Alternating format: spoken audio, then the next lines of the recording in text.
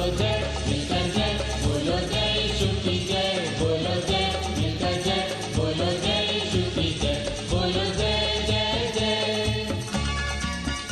बोलो जय मिलकर जय, बोलो जय यीशु की जय, बोलो जय मिलकर जय, बोलो जय यीशु की जय, बोलो जय जय जय। प्रेम तेरे की यारी मन में भर दे अपनी भी, प्रेम तेरे की यारी मन में भर दे अपनी भी, तेरे प्रेम के गाएगी, तेरे प्रेम के गाएगी। बोलो जय मिलकर जय, बोलो जय यीशु की जय, बोलो जय मिलकर जय, बोलो जय यीशु की जय, बोलो जय जय जय।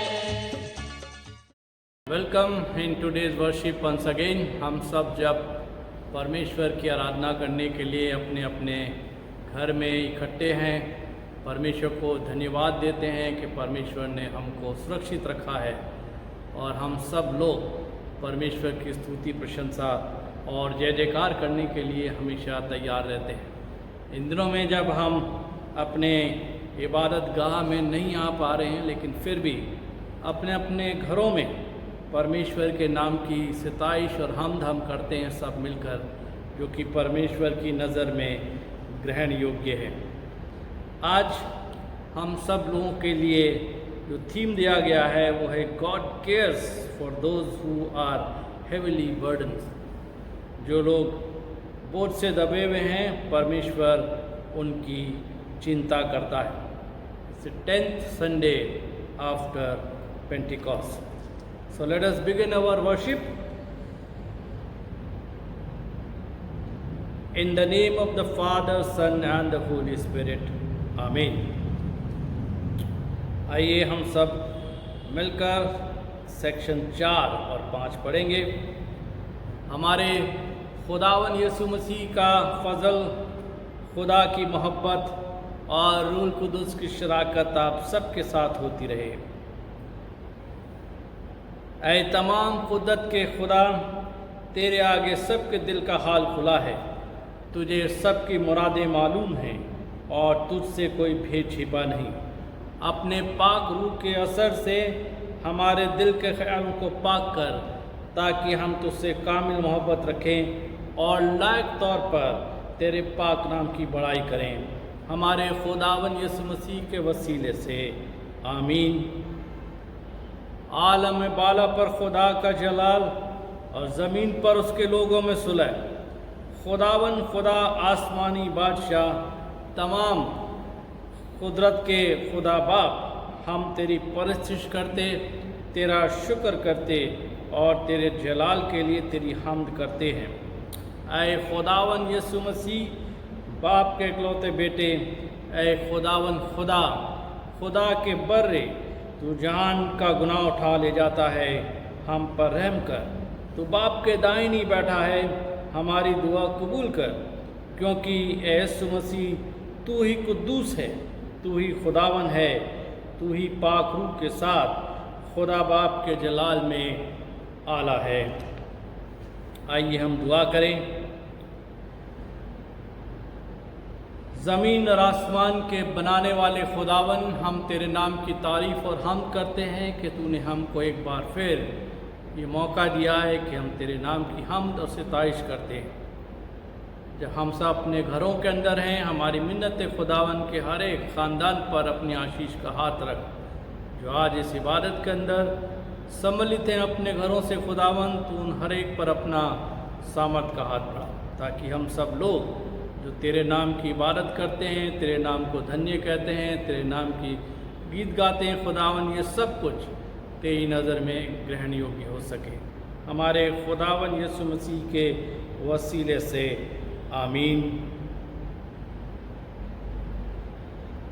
आइए इस समय हम खुदा के कलाम में से सुनेंगे और पुराने नियम में से हम पढ़ेंगे निर्गमन की किताब, उसका 19वां अध्याय और उसके पहले पद से। आज का पहला पाठ लिया गया है पुराने नियम से, निर्गमन की पुस्तक उसका 19वां अध्याय 1 से 8 आयत तक। पुराने नियम से निर्गमन की पुस्तक उसका 19वां अध्याय 1 से 8 आयत तक। इजरायलियों को मिस्र देश से निकले हुए जिस दिन 3 महीने बीते, उसी दिन वे सीने के जंगल में आए, और जब वे रपीदीम से कूच करके सीने के जंगल में आए, तब उन्होंने जंगल में डेरे खड़े किए और वहीं पर्वत के आगे इजरायलियों ने छावनी डाली। तब मूसा पर्वत पर परमेश्वर के पास चढ़ गया, और यहोवा ने पर्वत पर से उसको पुकार कर कहा, याकूब के घराने से ऐसा कह और इजरायलियों को मेरा यह वचन सुना। तुमने देखा है कि मैंने मिस्रियों से क्या क्या किया। तुमको मानो उकाब पक्षी के पंखों पर चढ़ाकर अपने पास ले आया हूँ। इसलिए अब यदि तुम निश्चय मेरी मानोगे और मेरी वाचा का पालन करोगे, तो सब लोगों में से तुम ही मेरा निज धन ठहरोगे। समस्त पृथ्वी तो मेरी है, और तुम मेरी दृष्टि में याजकों का राज्य और पवित्र जाति ठहरोगे। जो बातें तुझे इजरायलियों से कहनी है, वे यही हैं। तब मूसा ने आकर लोगों के पुरनियों को बुलवाया, और ये सब बातें जिनके कहने की आज्ञा यहोवा ने उसे दी थी, उनको समझा दी। और सब लोग मिलकर बोल उठे, जो कुछ यहोवा ने कहा है वह सब हम नित्य करेंगे। लोगों की ये बातें मूसा ने यहोवा को सुनाई। ये खुदा का कलाम है, इसकी तारीफ हो। आइए इस समय हम नए नियम में से सुनेंगे। इब्रानियों की पत्री उसका 4वां अध्याय और उसके 14 पद से 5वें अध्याय के पहले पद से 5 पद तक। Today's second reading is taken from Hebrews chapter 4 verses 14 to chapter 5 verse 5. Therefore, since we have a great high priest who has gone through the heavens, Jesus the Son of God, let us hold firmly to the faith we profess. For we do not have a high priest who is unable to sympathize with our weaknesses, but we have one who has been tempted in every way just as we are, yet was without sin. Let us then approach the throne of grace with confidence, so that we may receive mercy and find grace to help us in our time of need. Every high priest is selected from among men and is appointed to represent them in the matters related to God, to offer gifts and sacrifice for sins. He is able to deal gently with those who are ignorant and are going astray, since he himself is subject to weakness. That is why he has to offer sacrifice for his own sins as well as the sins of the people. No one takes this honor upon himself. He must be called by God, just as Aaron was. So Christ did not take upon himself the glory of becoming a high priest, but God said to him, "You are my son. Today I have become your father." This is the word of God. इस समय हम सुसमाचार में से पढ़ेंगे, और हम सब खड़े हो सकते हैं जब सुसमाचार पढ़ा जाता है। मत्ती रचित सुसमाचार उसका 11वां अध्याय और उसके 25वें पद से। उस वक्त यीशु ने कहा, ऐ बाप, आसमान और ज़मीन के खुदावन, हम तेरी हम्द करते हैं कि तूने ये बातें दानाओं और अक्लमंदों से छिपाई और अपने बच्चों पर जाहिर की। हाँ ऐ बाप, क्योंकि ऐसा ही तुझे पसंद आया।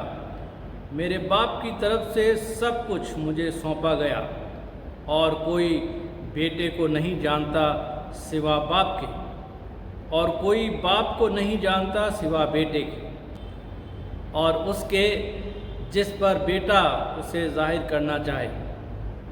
ए मेहनत उठाने वाले लोगों और बोझ से दबे हुए लोगों, मेरे पास आओ, मैं तुमको आराम दूंगा। मेरा जुआ अपने ऊपर उठा लो और मुझसे सीखो, क्योंकि मैं हलीम हूँ और दिल का फ़रोतन, तो तुम्हारी जानें आराम पाएंगी, क्योंकि मेरा जुआ मुलायम और मेरा बोझ हल्का है। यहोवा चरवाहा मेरा, कोई घटी मुझे नहीं है। हरी चराइयों में मुझे स्नेह से चलाता वो है। यहोवा चरवाहा मेरा, कोई घटी मुझे नहीं है। हरी चराइयों में मुझे स्नेह से चलाता वो है। मृत्यु के अंधकार से मैं जो जाता था, प्रभु यीशु करुणा से तसल्ली मुझे दी है। मृत्यु के अंधकार से मैं जो जाता था, प्रभु यीशु करुणा से तसल्ली मुझे दी है। यहोवा चरवाहा मेरा, कोई घटी मुझे नहीं है। हरी चराइयों में मुझे स्नेह से चलाता वो है।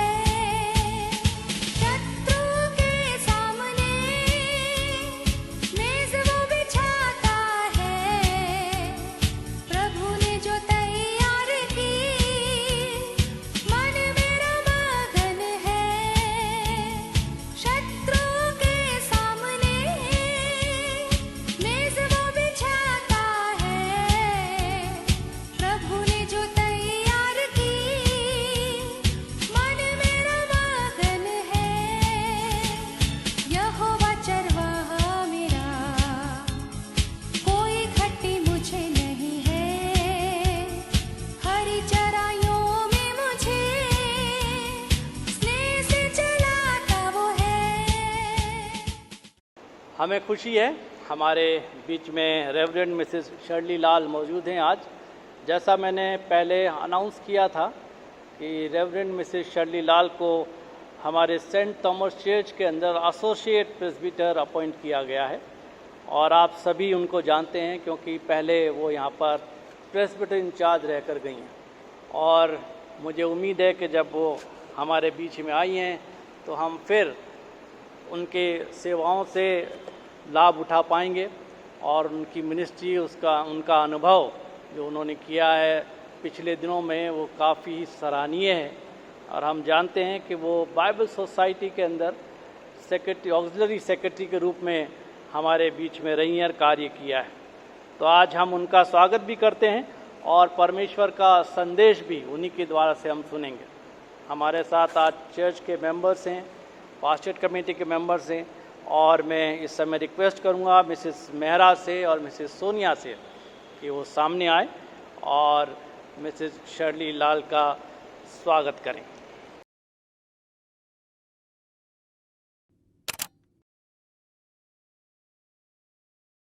रेवरेंड एस डेनिस लाल के बारे में हम ये भी जानते हैं कि रेवरेंड एस डेनिस लाल जो हैं रेवरेंड मिसेस शर्ली लाल के हस्बैंड हैं, और एक पारिवारिक उसके अंदर वो यहाँ पर आए हैं ताकि एक परिवार की तौर से हमारे कलीसिया के अंदर सम्मिलित हो सकें।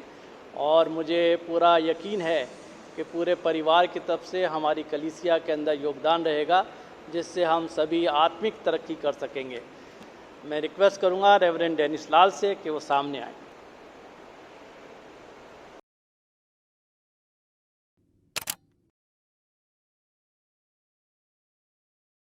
आप सभी को जय मसीह की। I am so very thankful to God Almighty for this opportunity to serve in the St. Thomas's Church as an associate presbyter. I ministered here in 2002 to 2004, and this is my second opportunity to minister to you. मैं bishop the right reverend doctor Waris K Masih साहब का भी धन्यवाद करती हूँ इस अवसर के लिए।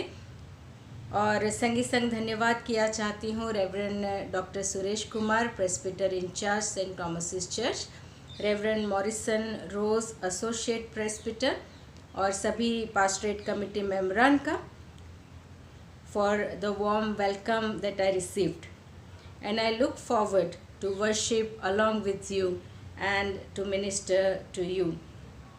I am also thankful to Reverend Dr. Suresh Kumar for giving me this opportunity to share God's word this morning. Today is the 10th Sunday after Pentecost, and the theme for our meditation is God cares for those who are heavily burdened. आज पेंतिकोस्त के बाद 10वां रविवार है और आज के ध्यान का हमारा विषय है परमेश्वर उन सबकी सुधि लेते हैं जो बोझ से दबे हुए हैं। और वचन में जाने से पहले आइए हम प्रार्थना करें। प्रभु हमारे महान जीवित सर्वशक्तिमान ईश्वर पिताजी, इस सुबह के समय जब हम आपके सम्मुख आए हैं, हम धन्यवाद किया चाहते हैं आपकी तमाम आशीषों के लिए और उन तमाम अवसरों के लिए जब प्रभु जी हम आपके सम्मुख आपकी उपस्थिति में आ सकते हैं। और प्रभु इस समय जब हम आपके वचन पर ध्यान करना चाहते हैं, हम प्रार्थना करते हैं प्रभु कि आपका आत्मा हमारे साथ हो, हमारी अगुवाई करें ताकि हम आपकी आवाज़ को सुन सकें। प्रभु जी मैं अपने आप को भी आपके हाथों में सौंप देती हूँ और प्रार्थना करती हूँ प्रभु कि आप हमसे बातचीत करें, अपने वचन को समझने में आप हमारी सहायता करें ताकि प्रभु जी हम आपके वचन को अपने दिलों में ग्रहण करने वाले हो सकें, उस पर अमल करने वाले हो सकें और हमारे जीवन आपको पसंद आए। इस समय को और अपने आप को आपके हाथों में सौंपते हुए इस प्रार्थना को हम मांग लेते हैं अपने जीवित उद्धारकर्ता प्रभु यीशु के नाम में, आमीन।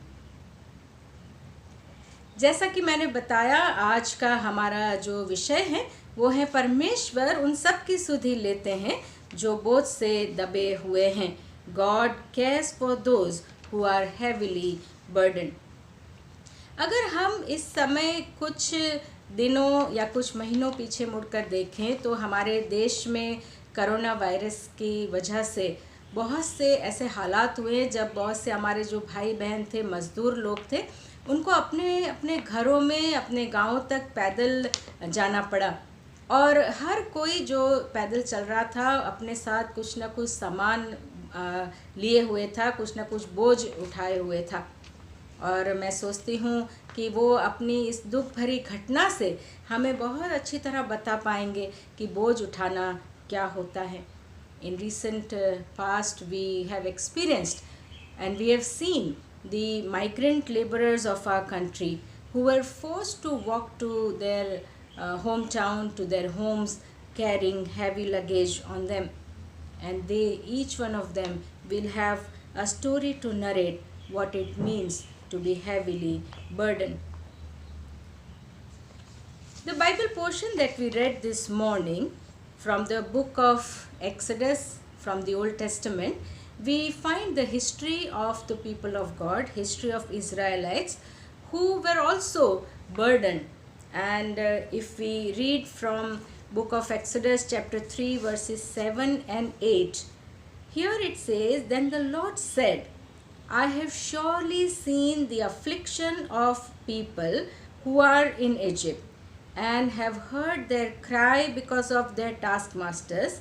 I know their sufferings, and I have come down to deliver them out of the hand of the Egyptians, to bring them up out of that land to a good and broad land." निर्गमन की पुस्तक पुराने नियम से उसका 3रा अध्याय और उसकी 7वीं और 8वीं आयत में परमेश्वर ये कहते हैं कि मैंने अपनी प्रजा के लोग जो मिस्र में हैं उनके दुख को निश्चय देखा है, और उनकी जो चिल्लाहट परिश्रम करने वालों के कारण होती है उसको भी मैंने सुना है, और उनकी पीड़ा पर मैंने चित्त लगाया है। और इसलिए अब मैं उतर आया हूँ ताकि उन्हें मिस्रियों के देश से छुड़ाऊँ और उस देश से निकाल कर एक अच्छे और बड़े देश में, जिसमें दूध और मधु की धाराएं बहती हैं, वहाँ पहुँचाऊँ। God indeed brought the people of Israel out of slavery. God also continued to journey with them in the wilderness. And the Old Testament scripture portion which we read this morning from the book of Exodus chapter 19 verse 4.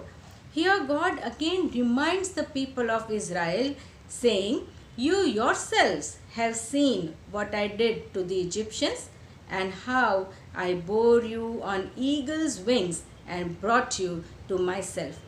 निर्गमन की पुस्तक 19वें अध्याय के कुछ आयतें जो हमने आज पढ़ी, उसमें चौथी आयत में परमेश्वर इजरायली लोगों को फिर एक बार स्मरण दिलाता है और कहते हैं, तुमने देखा है कि मैंने मिस्रियों से क्या क्या किया। तुमको मानो उकाब पक्षी के पंखों पर चढ़ाकर अपने पास ले आया हूँ। The Israelites have experienced and witnessed how God dealt with the Egyptians who were the oppressors and how differently God dealt with them, the oppressed. God protected them and led them out to safety. The Israelites were brought out of slavery to a journey of hope and blessings.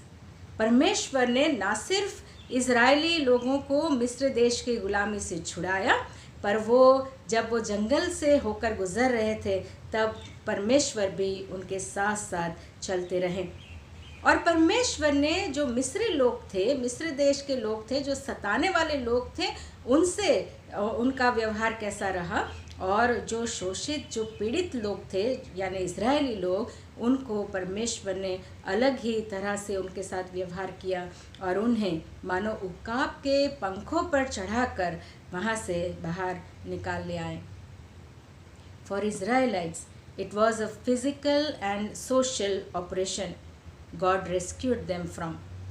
In the New Testament, we find a different story in the Gospel of Saint Matthew, chapter 11, verse 28. Now, when Jewish community during Jesus' time were overburdened by the law and forced on them by the religious leaders, many times we find Jesus confronting or arguing with the Jewish leaders about them oppressing the people, the common people, in the name of the Mosaic law. नए नियम में हम पढ़ते हैं मत्ती की इंजील उसके 11वें अध्याय में, और यहाँ पर जो आम अगर हम माहौल देखें तो उस समय जो यहूदी लोग थे उन पर बहुत ज़्यादा नियम का बोझ था। जो यहूदी धर्म के अगुवे थे, जो धार्मिक अगुवे थे, वे बहुत अधिक उन पर नियम जो थे वो ला रहे थे। और प्रभु यीशु को हमने कई बार पाया है सुसमाचारों में कि वे यहूदी अगुवों से बहस कर रहे हैं, आर्ग्यू कर रहे हैं और उनको बता रहे हैं कि कैसे वे लोग नियम को लेकर जो लोग हैं, आम लोग हैं, उनको सता रहे हैं। For example, the Jewish people were to keep the Sabbath day holy and they were not suppose to do any kind of work on the Sabbath day, but this law became so heavy and so strict that even someone who held a needle on the Sabbath day, it was considered to be a sin. जो हम देखते हैं यहूदी समाज में एक नियम था कि जो सब्बात दिन है उसको पवित्र मानना, और उस दिन यहूदी लोग कुछ भी काम नहीं करते थे।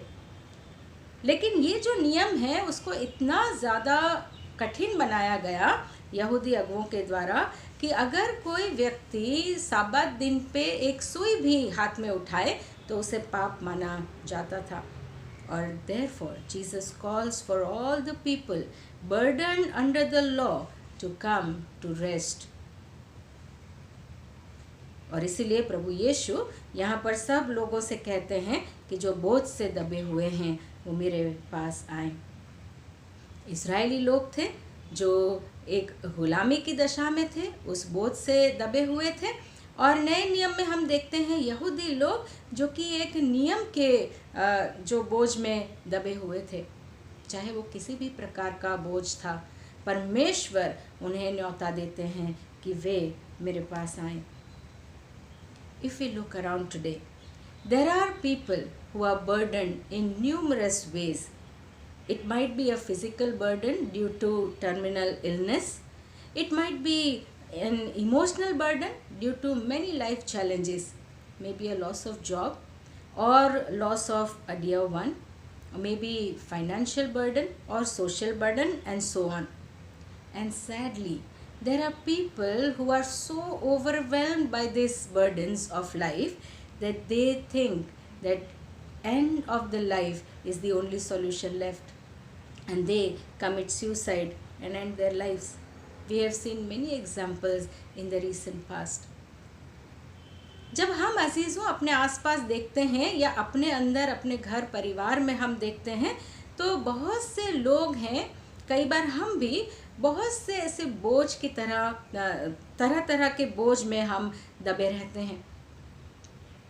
हो सकता है वो शारीरिक बोझ हो जो बीमारी के कारण है, या हमने अपने व्यवसाय को खोया है, या अपने किसी अजीज़ को परिवार में खोया है, या किसी भी तरह का आर्थिक बोझ है, सामाजिक बोझ है।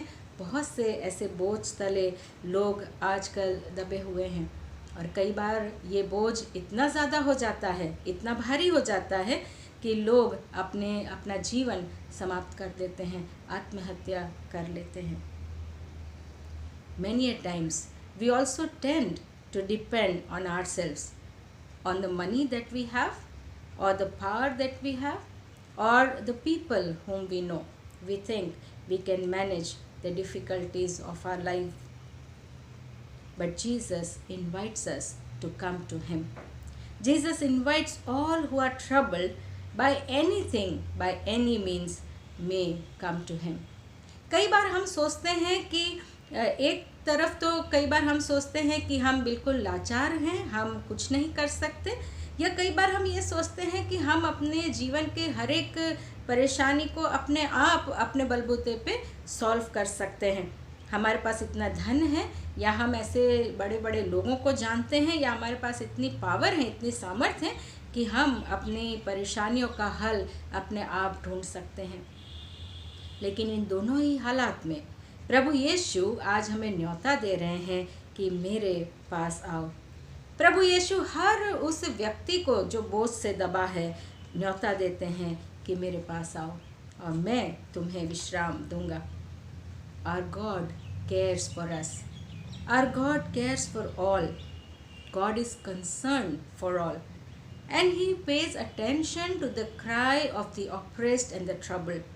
हमारा परमेश्वर हम सब की चिंता रखते हैं। परमेश्वर हमारी हर एक बुलाहट को, खासकर जो पीड़ा में, दुख में, तकलीफ़ में है, उनकी बुलाहट को परमेश्वर जानते हैं और उसके प्रति ध्यान देते हैं। How important it is for us to accept this invitation of Jesus and also to extend this invitation of Jesus to others who require it, who are troubled around us. कितना ज़रूरी है कि हम प्रभु यीशु के इस न्योते को स्वीकार करें, ना सिर्फ अपने लिए, पर हम इस न्योते को और लोगों के पास ले जाएं जो बोझ से दबे हैं, जो किसी भी प्रकार के दुख और तकलीफ़ में हैं। Gospel of Saint Matthew chapter 11 verse 29 and verse 30, Jesus says, "Take my yoke upon you and learn from me, for I am gentle and lowly in heart, and you will find rest for your souls. For my yoke is easy and my burden is light." मत्ती की इंजील उसके 11वें अध्याय की 29 और 30 आयत में प्रभु यीशु इस प्रकार से कहते हैं, मेरा जुआ अपने ऊपर उठा लो और मुझसे सीखो, क्योंकि मैं नम्र और मन में दीन हूँ, और तुम अपने मन में विश्राम पाओगे, क्योंकि मेरा जुआ सहज और मेरा बोझ हल्का है। There was one small boy who wanted to help his mother. His mother was shifting books from one room to another, and so this boy also started carrying books for her. And his grandfather was watching this, और उन्होंने पूछा, जब ये बच्चा थोड़ी थोड़ी किताबें लेकर एक रूम से दूसरे रूम तक जा रहा था, अपनी मम्मी की मदद कर रहा था, तो ग्रैंडफादर ने पूछा कि क्या तुम इससे थक नहीं जाओगे? Isn't it too heavy for you? Will you not get tired of this load? The boy smiled and replied, "Don't worry, Grandpa. My mother knows exactly how much burden I can carry, and she will not allow me to carry more than that." उस बच्चे ने मुस्कुराकर जवाब दिया, आप चिंता मत करिए, मेरी मम्मी जानती हैं कि मैं कितना वज़न उठा सकता हूँ और उससे बढ़कर वो मुझे नहीं देंगी। Dear friends, God knows our circumstances, our pains, and also our ability to bear. Word of God reminds us today that God cares for us. God is concerned for us, especially when we are troubled. And God invites us to cry unto Him. And He is more than willing to gather us like a hen to protect us from all harm, and also to carry us on an eagle's wings to bring us to a safer place. अजीज़ों, परमेश्वर हमारे तमाम जीवन के हालातों को जानते हैं, हमारे दुख तकलीफ़, हमारी पीड़ा को जानते हैं और हमारी सहन करने की शक्ति को भी वो वाकिफ़ हैं। और परमेश्वर का वचन आज मुझे और आपको स्मरण दिलाता है कि परमेश्वर हमारी चिंता रखते हैं, ख़ासकर तब जब हम दुख तकलीफ़ और पीड़ा में हों। और परमेश्वर हमें न्योता देते हैं कि हम अपना दुख, अपनी पीड़ा, अपनी परेशानी परमेश्वर की सामने रजू करें। और परमेश्वर हमें एक जैसे मुर्गी अपने बच्चों को अपने पंखों तले छिपा लेती हैं ताकि वे सुरक्षित रहें, परमेश्वर भी हमें अपने अंदर, अपने पास छुपाकर हमें सुरक्षित रखते हैं। और जैसे उकाब के पंखों पर जैसे इज़राइलियों को उठाकर परमेश्वर ने बाहर मिस्र देश से बाहर लेकर गए, वैसे ही वो हमें सुरक्षित स्थान पर पहुंचा सकते हैं। God cares for those who are heavily burden. परमेश्वर उन सब की सुधि लेते हैं जो बोझ से दबे हुए हैं। Secondly, because God cares, God expects us to completely cast our burden to him. क्योंकि परमेश्वर हमारी चिंता करते हैं, वे चाहते हैं कि हम अपना संपूर्ण बोझ पूरी रीति से परमेश्वर के ऊपर डाल दें। Once there was an old man who was walking with a heavy load on his head, and another man passed by him on his bullock cart, and he felt pity for him. एक बुजुर्ग व्यक्ति जो बहुत बड़ा सा बोझ अपने sir पर उठाकर पैदल चल रहा था, और उसके पास से एक और व्यक्ति निकला जो कि बैलगाड़ी में बैठा हुआ था। और जब उसने इस बुजुर्ग व्यक्ति को देखा तो उसे दया आई और उसने उस बुजुर्ग को अपने साथ बैलगाड़ी में बिठा लिया। और फिर क्या देखता है, after a little while this man noticed that this old man still looked very tired. जब उसने देखा कि ये जो बुजुर्ग हैं वो अभी भी बहुत थका हुआ लग रहा है, and to his astonishment he found that even though this old man is sitting on the cart, he is still carrying that load on his head. इस व्यक्ति ने क्या देखा कि भले ही बुजुर्ग व्यक्ति उस बैलगाड़ी में बैठा है, लेकिन अभी भी बैठकर भी अपना बोझा उसने अपने सर पर ही रखा है, उसे नीचे नहीं उतारा। Many times we too behave like this old man. When we heed to the invitation of Christ, and we say that we have given all our cares and our worries to God, but still we continue to worry and live in fear. कई बार मेरे अजीज़ों, हम भी इस बुज़ुर्ग व्यक्ति के समान करते हैं। हम कहते तो हैं कि हमने अपनी सारी चिंता, अपना बोझ परमेश्वर को दे दिया है, लेकिन फिर भी अपने दिल में हम परेशान रहते हैं। अपने दिल में हम चिंता रखते हैं कि कैसे होगा, क्या ये हो पाएगा कि नहीं, क्या परमेश्वर ऐसा करेंगे कि नहीं। Many times we grumble and doubt. Israelites also, even after experiencing this great escape from the land of Egypt, still many times when they faced troubles, they grumbled and doubted God. Israeli लोगों को परमेश्वर ने इतने अद्भुत रीति से मिस्र देश से छुड़ाया और इतने आश्चर्य कर्म को उन्होंने अपनी आँखों से देखा और अनुभव किया, उसके बावजूद भी जब कभी भी उन्हें परेशानी का सामना उठाना पड़ा, उन्होंने परमेश्वर पे डाउट किया, उन्होंने अविश्वास किया। Today, the word of God reminds us gently to cast all our burdens to God, for He cares for us. आज परमेश्वर का वचन मुझे और आपको स्मरण दिलाता है कि हम अपना संपूर्ण बोझ, अपनी सारी चिंताएं, अपनी सारी परेशानी, अपनी सारी पीड़ाएं हम पूरी रीति से परमेश्वर को सौंप दें और हम परमेश्वर पर विश्वास रखें। Thirdly, because God cares, God promises to take us His treasured possession. क्योंकि परमेश्वर हमारी चिंता रखते हैं, वो हमें अपना निज धन, अपना निज संपत्ति मानते हैं। I know one person who has a passion to collect old currency, coins and notes from all the times and from all the countries. And his collection over the years is so precious to him that he takes all possible care to preserve him. I am sure many of us have such kind of hobbies to collect things or make this kind of collection. Or many of us have certain things in our lives or within our family which we consider like as our treasure, जिसको हम अपना खजाना समझते हैं, जो हमें बहुत precious होती हैं, बहुत करीबी, बहुत क्लोज होती हैं। परमेश्वर यहाँ निर्गमन की पुस्तक उसका 19वां अध्याय और 5वीं आयत में मूसा से कहते हैं, मूसा के ज़रिए लोगों से कहते हैं, इसलिए अब यदि तुम निश्चय मेरी मानोगे और मेरी वाचा का पालन करोगे तो सब लोगों में से तुम ही मेरा निज धन ठहरोगे, समस्त पृथ्वी तो मेरी है। God tells to the people through Moses in verse 5, now therefore, if you will indeed obey my voice and keep my covenant, you shall be my treasured possession among all peoples, for all the earth is mine. Now there are two very important words that God is using here for the people of Israel. One is possession.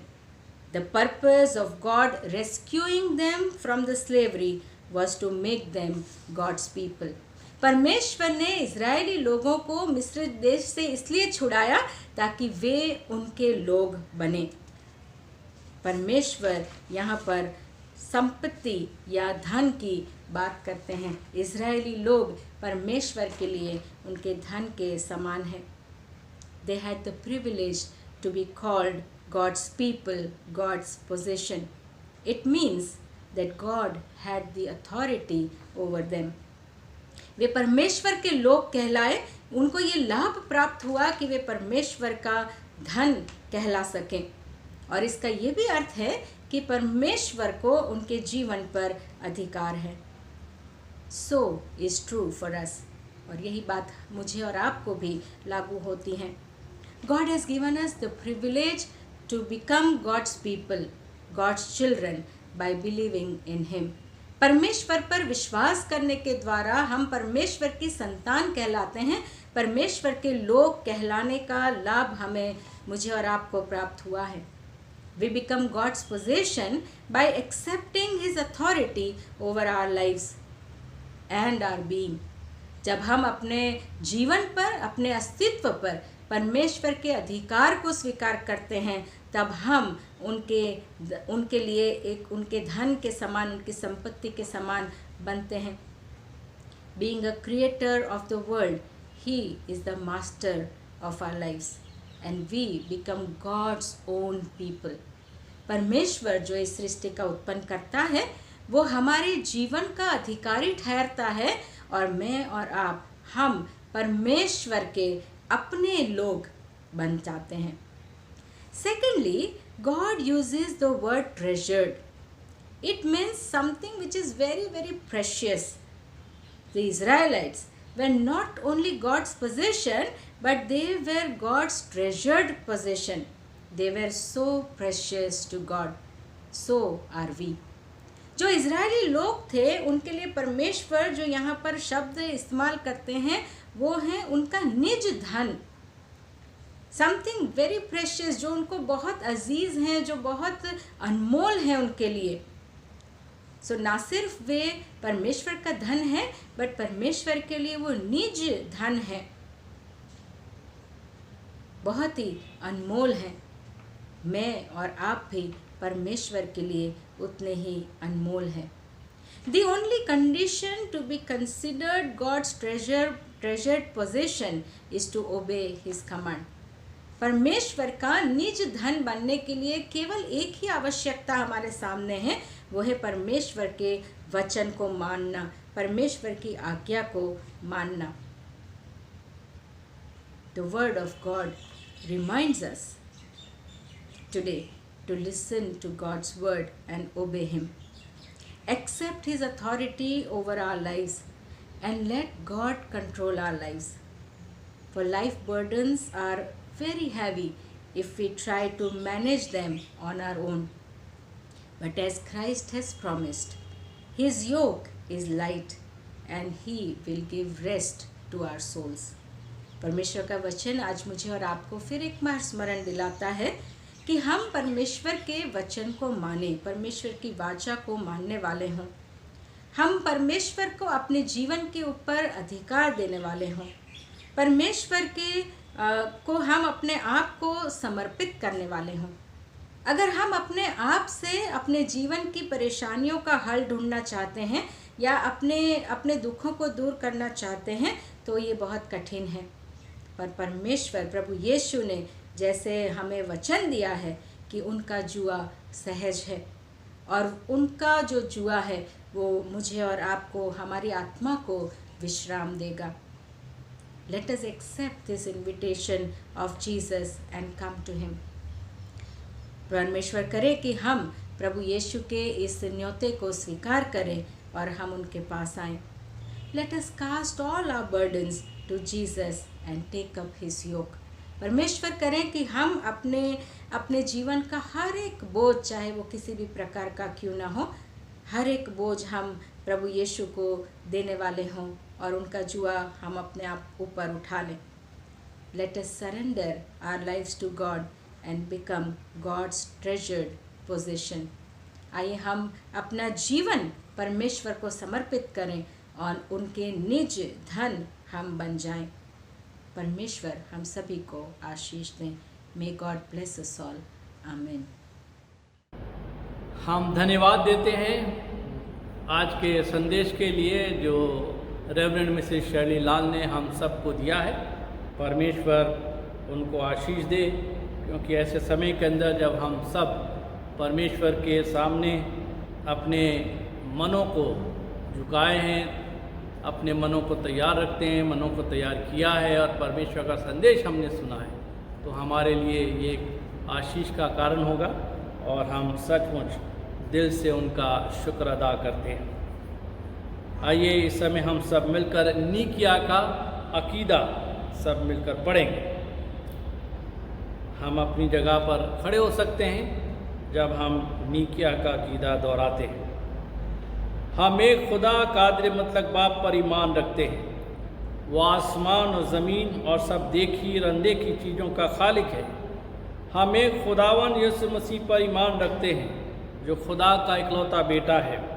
वो अज़ल से बाप से मौलूद, खुदा से खुदा, नूर से नूर, हकीक खुदा से हकीकी खुदा, मसनू नहीं बल्कि मौजूद है। उसका और बाप का एक ही जौहर है, उसके वसीले से कुल चीज़ें बनी। वो हम इंसानों के लिए और हमारी नजात के वास्ते ज़मीन पर उतर आया। रूहुल कुद्दुस की कुदरत से कुंवारी मरियम से मुजस्सम हुआ और इंसान बना। पिंतुस पिलातुस के अहद में हमारे लिए मसलूब हुआ। उसने दुख उठाया, वो मर गया और दफन हुआ और तीसरे दिन पाक नविश्तों के बेमुजिब जी उठा, आसमान पर चढ़ गया और बाप के दाहिनी बैठा है। वो जलाल के साथ जिंदों और मुर्दों की अदालत के लिए फिर आएगा और उसकी सल्तनत कभी ख़त्म ना होगी। हम रूहुल कुद्दुस पर ईमान रखते हैं, जो खुदावन है और ज़िंदगी बख्शने वाला है, वो बाप और बेटे से सादिर है। उसकी बाप और बेटे के साथ परिश्तो तज़ीम होती है। वह नबियों की ज़ुबानी बोला, हम एक पाक कैथोलिक और रसूली कलीसिया पर ईमान रखते हैं। हम एक बपतिस्मे का जो गुनाहों की माफ़ी के लिए इकरार करते हैं। हम मुर्दों की क़यामत और आइंदा जहान की हयात का इंतज़ार करते हैं। आमीन। आप सब बैठ जाइए। सेक्शन 16 सिफारिशी दुआएं। आइए हम सब इंसानों के लिए दुआ करें और अपनी दुआओं को खुदावंद यीशु मसीह की दायमी सिफारिश के साथ पेश करें।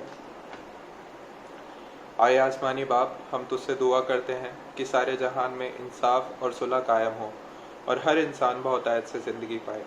आए रहीम खुदावन, हमारी दुआ सुन। उन सब के लिए जो इस शहर में बसते हैं और उन तमाम बातों को दूर करने के लिए भी जो एक दूसरे में फूट और झगड़े पैदा करती हैं, ताकि हमारे मुल्क में सच्ची एकता और मेल मिलाप की तरक्की हो। आए रहीम खुदावन, हमारी दुआ सुन। उन सब के लिए जो खेती बाड़ी, उद्योग धंधे या व्यापार में लगे हुए हैं, सब मजदूरों और कार्यकर्ताओं के लिए, उन सारे लोगों के लिए भी जो हमारी ज़रूरतों को पूरा करते हैं। आए रहीम खुदावन, हमारी दुआ सुन।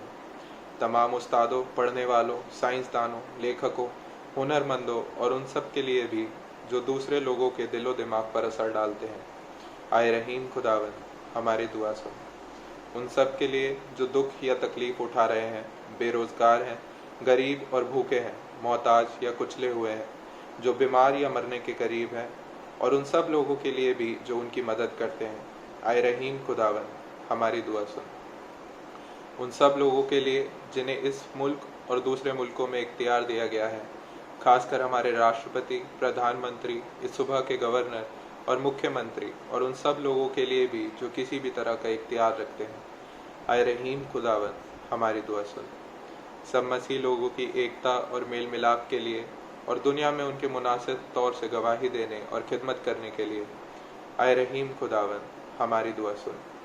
इस मुल्क में तेरी तमाम कलीसियाओं के लिए, उनकी काउंसिलों और रहनुमाओं के लिए, खासकर हमारे मॉडरेटर, दक्षिण भारत की कलीसिया के मॉडरेटर और मार्थोमा कलीसिया के मेट्रोपॉलिटन, हमारे बिशप और तेरी कलीसिया के तमाम दीगत खादिमों के लिए, कि वो अपनी खिदमत को वफादारी से बजा लाएं।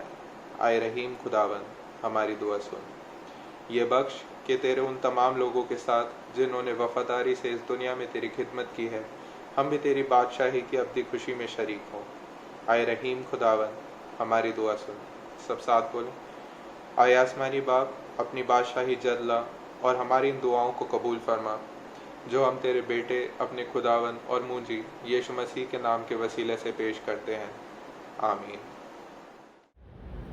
आज की आराधना में फिर आपका स्वागत है। एक बार जो आप लोग आराधना के अंदर सम्मिलित हुए हैं यूट्यूब के द्वारा से और दूसरे माध्यम से, जब हम सब मिलकर स्तुति प्रशंसा करते हैं, इसमें आप सबका स्वागत है। हम अपने संडे स्कूल टीचर्स और बच्चों का भी धन्यवाद देते हैं, क्योंकि जूम क्लास के ज़रिए से टीचर्स बड़ी मेहनत कर रही हैं और बच्चों को हर सैटरडे को शाम को 4 बजे से 6 बजे तक उनको पढ़ाती हैं उस जूम क्लास के ज़रिए से। तो मैं चाहता हूं कि पेरेंट्स मेहरबान से सभी अपने टीचर से, जो संडे स्कूल टीचर्स हैं, उनसे कांटेक्ट करें, ताकि आपके बच्चों को लिंक दिया जा सके और आपके बच्चे भी उसके अंदर शामिल हो सकें। एक बार फिर धन्यवाद देते हैं हम रेवरेंड मिसेस शर्ली लाल के लिए, जिन्होंने हमारे साथ एसोसिएट प्रेस्बिटर की हैसियत से ज्वाइन किया है, और हम धन्यवाद देते हैं कि उन्होंने एक बड़ी अच्छी मिनिस्ट्री जो कि बाइबल सोसाइटी के साथ एज ए सेक्रेटरी की है, अब वो हमारे चर्च के साथ भी परमेश्वर की स्तुति के लिए, प्रशंसा के लिए और जय जयकार के लिए अपनी सेवाओं को देंगी। मैं अपने सभी मेंबर्स का धन्यवाद देना चाहता हूं, क्योंकि आप लोग कुछ वीक के अंदर आते हैं, वीक में विज़िट करते हैं चर्च को, और सैटरडे संडे को भी आते हैं और प्रार्थनाएं करते हैं। कभी कभी मेरी मुलाकात हो जाती है किसी से, और सैटरडे संडे के दिन जब हमारा ऑफिस खुला है तो अपने ड्यूज़ सभी लोग क्लियर करते हैं। उसके लिए मैं आप सबको धन्यवाद देता हूं, क्योंकि लॉकडाउन के समय के अंदर हम अपना बहुत सा मंथली कंट्रीब्यूशन नहीं दे पाए, बहुत से लोग जो ईस्टर एनवेलप्स उनके पास है वो देना चाहते हैं, उनको भी जो है परमेश्वर आशीष दे। कुछ लोग जो ईस्टर एनवेलप्स अपने पास रखे हैं उनको कंट्रीब्यूट करना चाहते हैं, तो उन सब के लिए मौका है कि लेंट डेज की ऑफरिंग्स, ईस्टर के एनवेलप्स और संडे वर्शिप जो हम करते हैं उस दौरान जब हम चंदा लेते हैं महीने में एक बार आकर उसको भी हम जमा कर सकें, ताकि हम अपना कंट्रीब्यूशन परमेश्वर की महिमा के लिए पूरा हो सके। एक बार फिर हम सब धन्यवाद देते हैं इन तमाम बातों के लिए। आइए हम प्रार्थना करेंगे। प्रभु परमेश्वर, हम धन्यवाद देते हैं हमारे तंदुरुस्ती के लिए कि आपने हम सबको पिछले दिनों में तंदुरुस्त रखा है, सब तरह से सुरक्षित रखा है, कोरोना वायरस से बचा कर रखा है। हम धन्यवाद देते हैं हमारे जवानों के लिए, बच्चों के लिए, बुज़ुर्गों के लिए, सभी मेंबर्स के लिए, हर एक पर आपके लिए आपसे हमारी प्रार्थना है परमेश्वर कि आप उनको आशीषित कीजिए, ताकि सब लोग आपसे हमेशा भय के साथ, प्रार्थना के साथ अपने जीवन को आगे बढ़ाते रहें। हम इस समय प्रार्थना करते हैं हमारे संडे स्कूल टीचर्स के लिए, प्रार्थना करते हैं बच्चों के लिए जो क्लासेस लगाते हैं सैटरडे के दिन जूम के ज़रिए से। परमेश्वर उन सबको भी आप आशीषित कीजिए। हमारी प्रार्थना इस समय ख़ास तौर से बैरूत जगह के लिए, जहाँ पे पिछले दिनों में ब्लास्ट हुआ है, बहुत से लोग ज़ख्मी हुए हैं, बहुतों की जान चली गई है, बहुत से लोग जो हैं वो गुम हो गए हैं और काफ़ी संपत्ति को नुकसान पहुंचा है। सारे देश में इस समय वहाँ पर हलचल है, इसलिए हमारी मिन्नत है परमेश्वर कि आप शांति का और तसल्ली का हाथ बढ़ाइए, ताकि वहाँ पर भी ऐसी स्थिति के अंदर लोग एक दूसरे को उत्साहित कर सकें, मदद कर सकें और परमेश्वर आपके नाम की महिमा कर सकें। हम इसी तरह से अपने देश के लिए प्रार्थना करते हैं, ख़ास तौर से नेपाल और चाइना बॉर्डर के लिए, जहाँ पर कि टेंशन का रूप दिन ब दिन बढ़ता है। परमेश्वर जो किसी भी तरह का तनाव वहाँ पर है आप उसको दूर कीजिए, ताकि दोनों और तीनों देश के नेता आपस में बैठकर उसको ठीक ढंग से फैसले ले सकें और शांति स्थापित हो सके। हम प्रार्थना करते हैं मिसेस लवीदास के लिए। पिछले दिनों में जब वो काफ़ी बीमार थी, आपने उन पर अपना हाथ बढ़ाया और अभी वो हीलिंग प्रोसेस में हैं। आप अपना सामर्थ का हाथ उन पर बढ़ाइए। इसी तरह से हम संजय दास के लिए प्रार्थना करते हैं, उनको भी परमेश्वर अपने पवित्र हाथों में रखिए और उनको आशीषित कीजिए, ताकि वो जल्द से जल्द तंदुरुस्त हो सके। हमारी विशेष प्रार्थना है परमेश्वर मिसेस शकुंतला प्रसाद के लिए। इस बुजुर्गी के आलम में उनको संभालिए, जो भी कमज़ोरी जिस्मानी महसूस करती हैं परमेश्वर अपने पवित्र हाथों से उनको सामर्थित कीजिए, ताकि वो भली चंगी रह सके। और परमेश्वर हर तरह की जिस्मानी तकलीफ़ को दूर कीजिए, और जो लोग उनकी सेवा करते हैं, देखभाल करते हैं, उनको भी आशीष दीजिए, ताकि परमेश्वर वो जल्द से जल्द तंदुरुस्त हो सकें और हम सब आपकी तारीफ़ कर सकें। हमारी प्रार्थना है परमेश्वर उस जवान रेनॉय के लिए जो पिछले दिनों में मोटरसाइकिल एक्सीडेंट के अंदर आपके पास बुला लिया गया।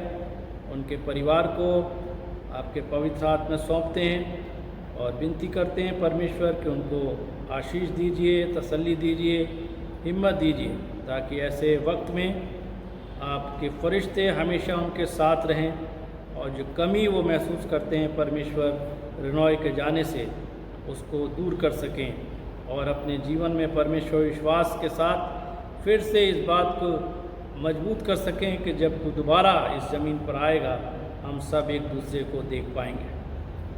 हम धन्यवाद देते हैं परमेश्वर उन सभी के लिए जिन्होंने इस वीक के अंदर अपने बर्थडे सेलिब्रेट किए हैं या वेडिंग एनिवर्सरी को सेलिब्रेट किया है।